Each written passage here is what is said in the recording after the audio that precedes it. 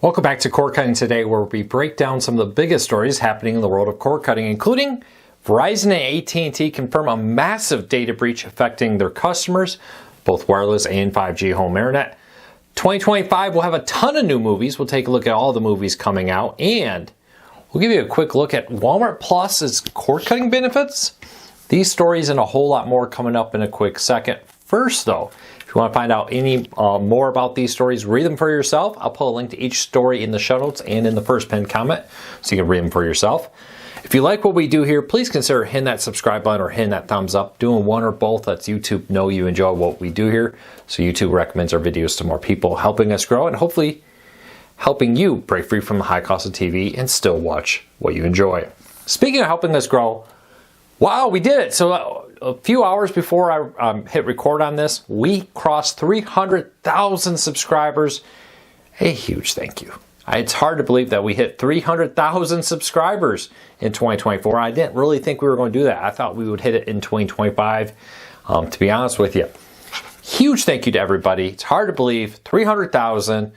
I'm going to do a special live stream here. Look for a schedule. I'm going to talk to a few people maybe about joining in on it, but look for that to be scheduled here in the next few days. I'll post a time for that on our social media. Make sure to subscribe to us on X and Facebook, and in the community tab here, I'll post an announcement there. With that said, let's dive into it. All right, AT&T and Verizon have confirmed a massive security breach. Now, this is through the Sol Typhoon hacking that reportedly has targeted other major telecom companies too. T-Mobile says they successfully stopped it. We'll see how that plays out.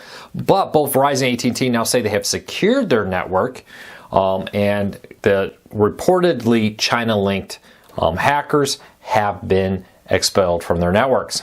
And again, I don't think they're looking for average person data. A lot of people reports are they targeted high-profile people with this to pull data on politicians and other critical or public figures. But take your security seriously. Always never reuse passwords. Use a passkey system. That may be increasingly two-factor authentication, all those fun things. But strongly encourage you to use credit monitoring. We don't really know what they're going to do with this data. They may have got more data than we think they did. That happens a lot. And while they may not be using it now, who knows in a year from now what they'll use that data for. So highly, highly, highly encourage you to consider using a credit monitoring software to try to protect your data. Keep that in mind. But AT&T and Verizon aren't the only ones impacted by this. A wide number of companies out there have been impacted, but both companies came out over the last week and announced that they have detected no activity currently on their networks anymore, and that they think they've secured them. For now, till the next security breach happens. As we increasingly put our lives more and more online, it becomes more and more vulnerable. While our data has never been secure, this idea that we're always secure was always a fallacy. I mean, you never know what that assistant in the doctor's office was doing with your medical records, for example. But now when data breaches happen, they're a lot bigger because there's a lot more data in one spot. We also heard just yesterday that the Treasury Department suffered a massive hacking incident. It's also been reported that pretty much everybody's personal social security number has been leaked online. Highly encourage you to be proactive, not just taking the free credit monitor from your bank or wherever. I personally think you get much better with some of the paid services out there. It's a small cost, but will probably help you a lot. So keep that in mind. Highly recommend you check it out. All right, 2025. Next story up will be a year full of blockbuster movies. All right, some big ones jumped out. Captain America, Brave New World is coming out. Mickey 17, Thunderbolts. The Fantastic Four is coming out. The new Snow White movie. I know that one's been very controversial. We'll see if it's actually any good when we get our hands on it. A Minecraft movie's coming out. Dogman, How to Train Your Dragon, Wolfman. 28 years later, Megan 2.0, Five Nights at Freddy 2, Mission Impossible: The Final Reckoning, Jurassic World: Rebirth, and Tron. Another Tron movie is coming out. These are just some of the movies coming out next year. The cool thing for cord cutters, if you don't like going to movie theaters, I'll be honest, I'm kind of past movie theaters. I'll just rather watch at home. Most of these movies will probably hit streaming services in 2025 also. What movie are you most excited about? Check out the list. Leave me a comment. Any of these movies jump out at you? I don't know. There's a few movies I'd probably be interested in, but not enough to go to a movie theater, just to be honest with you. Enough to make me, once it's on Disney Plus or Paramount Plus or Peacock or Max to watch it, not enough to go to the movie theater. Sorry, movie theaters. Love you. I'm just kind of past it. I got a 65-inch TV in the living room. What more do I want, right? All right, next up, Walmart Plus for cord cutters. Now, take advantage of what you already do. Is what I've been telling a lot of people when it comes to streaming services. Walmart Plus is another one of those. For example, from Verizon, I'm still on an older plan that gives me bundled Disney Plus. T-Mobile has things like free Netflix. Walmart Plus, if you get groceries delivered a lot to you, maybe consider getting Walmart Plus because you also get Paramount Plus for free from it. Take a look at double dipping some of these deals. Things you already pay for like cell phone service, grocery delivery, and the like. If you pick the right one, can also give you free streaming with this. So check it out. Link in the show notes. But any Walmart Plus customers, I do like it. It does come with the ad supported version, but for a discount rate, if you just pay the difference of a few dollars a month, you can upgrade that to the ad-free version. Not a bad deal. Keep an eye out. Walmart has discounted plans. If you are low income, you can get discounted Walmart Plus, making it the cheapest way to get Paramount Plus. Also, they also sometimes have sales on Walmart Plus to get you great discounts. Those can be hit and miss, and you never know if they're going to come back or not. Past history does not necessarily mean they will repeat it in the future. So check that out. A few things in TV history that recently happened.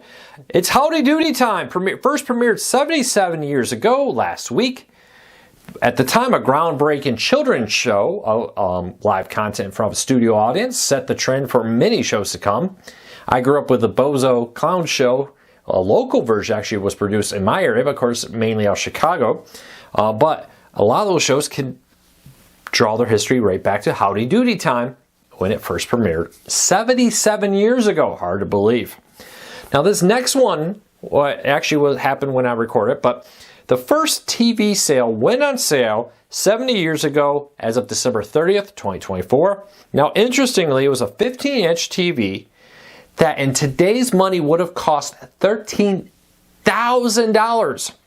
For all the talk about inflation of this and inflation of that, things like TVs have actually come down significantly in price if you compare them to quite a few years ago. Of course, all new technologies kind of have this. They start expensive and then over time they become cheaper. And with that though, it's very interesting. It's from a company called Admiral. And if I remember right, this is using the standard that came out. CBS originally had a standard that didn't go anywhere. A new standard came out, and this was the first TV at it. It had a hefty price tag at the time of $1,175, roughly equivalent to $13,000 today.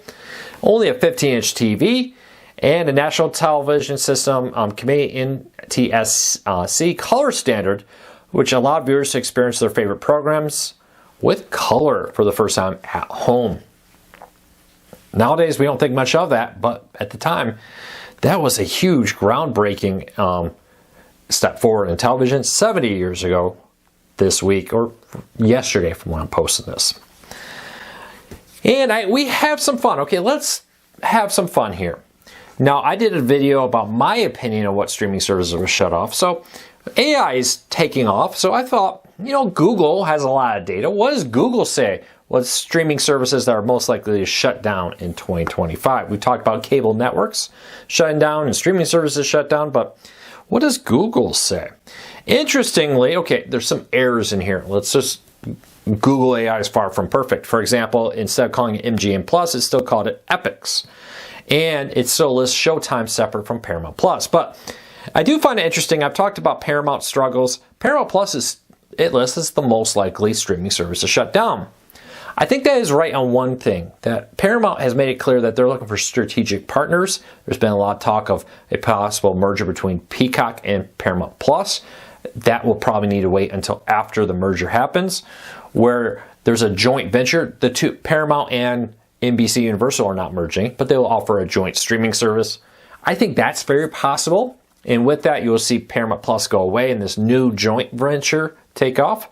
It says Stars again. Yeah, Outlander's coming to an end.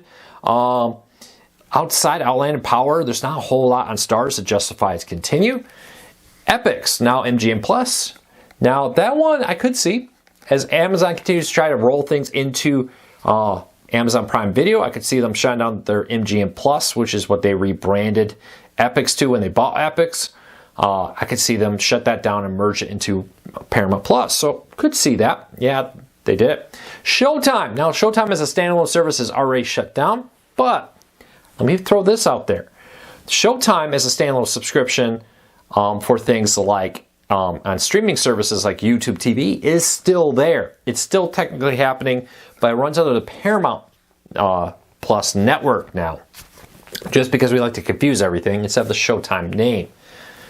So yeah, Google, hey, need to get the AI better. If you did watch my live stream a few days ago, I noticed I pointed out a few things that it was doing wrong. I actually don't think it's a horrible list, to be honest with you. I don't know how they came up with this, but this is what Google's AI, Gemini AI, recommended. Honestly, a reasonable list based on things I know. With Amazon's strategy of downplaying streaming a little bit and pushing everything into Amazon Prime to get people to subscribe to Prime, to get them to buy more in the store. See that happening. The new owners have made it very clear they intend to cut back on their cable networks, shutting down what's left of Showtime as an independent channel, as an independent subscription service through things like YouTube TV, Hulu, and others. It's still there. Could definitely see that happening. Paramount Plus merging with another service. There's been rumors of talks with Max to do the same. I think Peacock is the most likely if I had to pick, but anything could happen. And then that going away and the new merge service replacing it, very possible. We'll have to wait and see. Let me comment, what streaming services do you think will shut down in 2025? I thought it was kind of a fun, weird thing. Let's see what Google has to say about the future of some of these cord-cutting services. Maybe not what you like. I thought it was kind of interesting.